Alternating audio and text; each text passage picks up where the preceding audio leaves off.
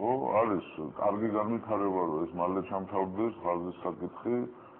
არის ცუდი განვითარება, რომ ამის გაფართოება მოხდეს. ახლა ფაქტი ერთია რა, ისრაელი აღარ აპირებს არანაირ მოლაპარაკებაზე წასვლას და ფაქტი ერთი არის, რომ როგორც ჩანს ჰამასის დამხობას აპირებს. ისრაელი არ მოეშვება ამას, იმიტომ რომ ჰამასი მუდმივი თავის ტკივილია.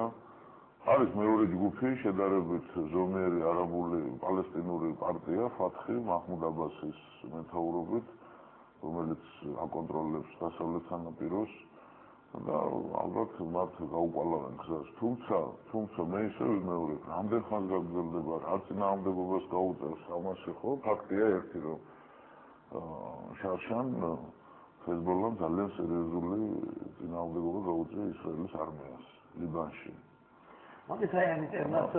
მე მეცადეთ ახლა იქ სოციალისტური შეჯიბრიც არის ჰამასსა და ჰეზბოლას შორის ორივე ირანიდან ფინანსდება.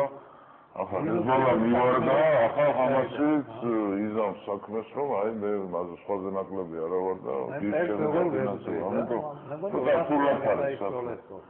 ხო, რაკეტების რიცხვი ცოტა შეამცირეს, მაგრამ ვერ შეწყვიტეს რა, ეს ფაქტია, კასიმებს მაინც ისვრიან. დასავლეთ ნეგევის რეგიონი ისრაელის ტერიტორიის არის ფაქტურად მუდმივ ტერორში. მუდმივ ტერორში არის, ამდენადაც ხმები არის გავრცელებული, უკვე გრადებიც გამოჩნდა პალესტინელების ხელში.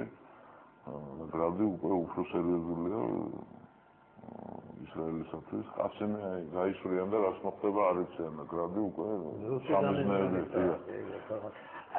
ამიტომ დამეკითხა ბოლომდე და ესენ შემთხვევით შეადარეთ პოტენციურად აფეთქებას საშიშრობითაც და ამ მოვლენების განვითარების ლოგიკითაც ძალიან გავს ამ ზაფხულის ჩვენს ტრაგედიას.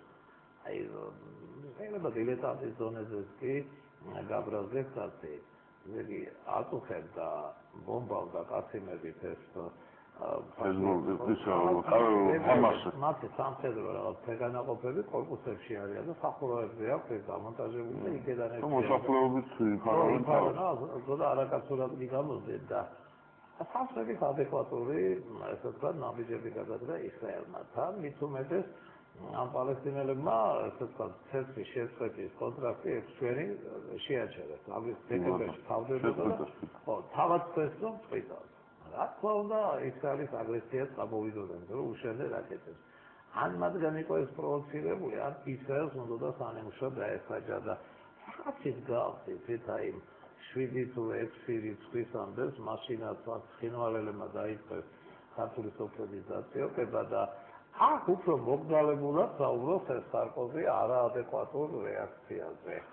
ხო, მე აგვისტოს იყო. საქმეც მაგაშია რა, არსებობს ორი ტიპი სახელმწიფოები.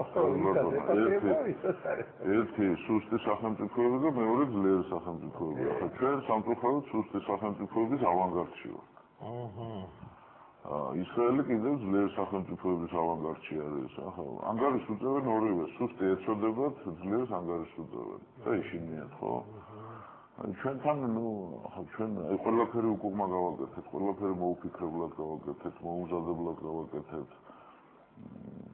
აგეგმარება იყო ნულის ტოლფასი, ქვეყნის ხელისუფლება არის არაადეკვატური, შიშარა, ხდალი, რაღაცების იმედზე ვიყავით. მე მახსოვს, როცა აგვისტოს მოვლენები დაიწყო, ძალიან ბევრი ჩვენი მოქალაქეები ჯარშიც იყო ასეთი განწყობა, თავს მოვიწვილებთ. ენის მოჩლექა არავის არ ჭირდება, რომ მიშამ ჩააწყო, მიშა მაგარია, ამერიკელები იმა რუსებთან ჩააწყეს, მიშაც მოელაპარაკა და ჩატყობილი ომი გვეგონა. ჩატყობილი გამარჯვება. ამას დავეჩვიეთ, ხოთაშორის ქართველები ჩვენ მე-20 საუკუნის მე-9-დან ჩვენ ჩატყობილს დავეჩვიეთ, თამაშების ყიდვებს დავეჩვიეთ. მე მახსოვს ლანჩხუთის გურია რო გადმოვიდა უმაღლეს ლიგაში, მთელი საქართველო ლაპარაკობდა, რომ ჩავაწყოთ და გადმოვიყვანეთ. ის ვატყვილებს ჩემო ძირფასო. საბოლოოჯამში ვინ დარჩა მოწყვილებული? ჩვენ ხო?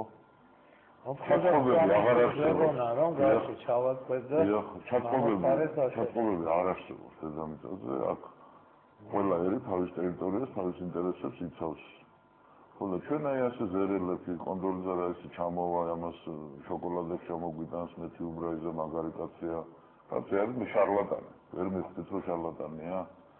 ახალი საფუარა შემოაგდეს ახლა ნატომ და მაპისა და ნატოს გაშენება მოხდა, ხო? საქართველოში არა და გვაძლევს. ახლა ახალი საფუარი რომ აი ეს ხელშეკრულებას დეთ სტრატეგიულს, არავითარი სტრატეგია იქ ნახსენები არ არის. და არავითარი ხელშეკრულებას არაფერი სერიოზული იქ არ არის. ეს არის ახალი საჩუქარი ბუშის ადმინისტრაციის გედის სიმღერა არის, მიხეილ სააკაშვილს უკეთებენ, რომ აქ ჩვენ ისევ ქართული ხალხის ის ნაწილი, რომელიც რატომღაც ვერ მოდის შუაზე, რატომღაც. რომ ისინი მოაწყვილონ კიდე და რაღაცა ხელშეკრულება არაფერი არ იდება. თუ დაიდება კიდე არავითარი მნიშვნელობა არ იქნება. არავითარი ვალდებულებები იქ არ არის. და ტექსტი სად არის ბოლოს და ბოლოს? სად არის ეს ტექსტი? თუ ასე გვინდა რომ ტექსტის გამოუქვეყნებლად ხელშეკრულებები დადოს. არავინ არაფერს არ გვეკითხება ჩემო მეგობრებო. მე დღეს მადლობელი ვარ ბატონ დავითის რომ ამ საკითხთან დაკავშირებით დავჯექცივდა. საერთოდ არაფერს განხილვა არ არის. ჩვენ ახლა დილიდან საღამომდე ქართული ტელეარხები, ქართული პრესა უნდა საუბრობდეს ღაზაში მიმდინარე პროცესებზე და სპეციალისტებს უნდა ეძახოდნენ და უნდა იყოს ჯაბაასი და უნდა იყოს გარჩევა ამ სიტუაციაზე. ვითომ არაფერი თვარეზე ხდება ეს ამბავი. და ბევრი გავკვეთი სხვათა შორის ისრაელის არმია მარტო ლიბანის მეორე ომისგან კი არ გამოიტანა. აგვისტოს ამბებიდანაც გამოიტანა ძალიან სერიოზული დასკვნა. ყველა სხვის შეცდომებზე სწავლობს ჩვენ შეცდომებზეც კი ავსწავლობთ. საერთოდ ავსწავლობთ. აი ვართ ასე ბედის ანაბარა, ახლა ბუში წავა, კეთილი ობამა მოვა. არ არის ასე, ჩემო კარგებო რა. აიხსენეთ იმ ქალბატონის ნათქვამი, ისრაელი ომს მოიგებს მარტო თავის ძალით. არავის იმედზე არ არის. და გავიგოთ ესა რა. თუ არავინ თავის ჯარისკაცს არ შემოუშვებს და არ იომებს საქართველოს გულისთვის. გავიგოთ ეს, რა გახდა ამის გაგება ბოლოს და ბოლოს. მოდით მაყურებელი შემოვეყანოთ ვატსაპობას. ეხა ეთერში ხარ. ისმენ. გამარჯობა. მე მოგთალმებით ყველაფერს უმართ. გამარჯობა. ერთი ასეთი კითხვა მაქვს თუ შეიძლება. გეცოდინებათ RTV-ია, ებრაული ტელევიზია. ებრაული არა. ნუ ებრაელი. ნუ ებრაული გავლენის მართალია გასახმარებლად. და ყოველ კვირას არის გადაცემა ისრაელის ნიჟერი. კი ბატონო. და ამ კვირაში იყო ოპოზიციური პარტიის ლიდერი. რომელსაც თქვა ასეთი რამ ამ ომთან დაკავშირებით. რომ პალესტინას არ სურს დამოუკიდებელი სახელმწიფო რომ ქონდეს. და ამიტომ მიდის ეს ომი. აი თქვენ როგორ ფიქრობთ, ჩემი აზრით, ისრაელი უბრალოდ ამართლეს თავის აგრესიას ასეთი უპასუხისმგებლო განცხადებით. ზუსტად ასე იყო ნათქვამი, რომ პალესტინას არ სურს და არ შეუძლიათ. ძალიან კარგია რომ ინტერესებით. სახელმწიფოს არ. დიდი მადლობა. მეგონი ახალგაზრდა ძალიან სასწაულო. პრინციპში გადაგობა ერთმანეთს დაგვიტოვებს რომ ატივე გვაყურებინებენ, მაგრამ ეს რაღაცა მინდა ამ ხალბატონს უცა ატივე არ არის წინდა ებრაული. არა, წინდა ებრაული არის, მაგრამ გარკვეული ხო. ისეთი თქვა გაფრთხილებული იყო რაღაც ეტაპი. კი ბატონო. მაგრამ გასწრომის არის ისეთი, მაგრამ რაც იქ თქვენ. ეს უკვე რუსული. ცნობილი ფაქტი არის. აი სწორედ ორ რეგიონად არის დაყოფილი და ქიშკობა მიდის იქ. ქიშკობა იქ ომი ქონდათ საერთოდ.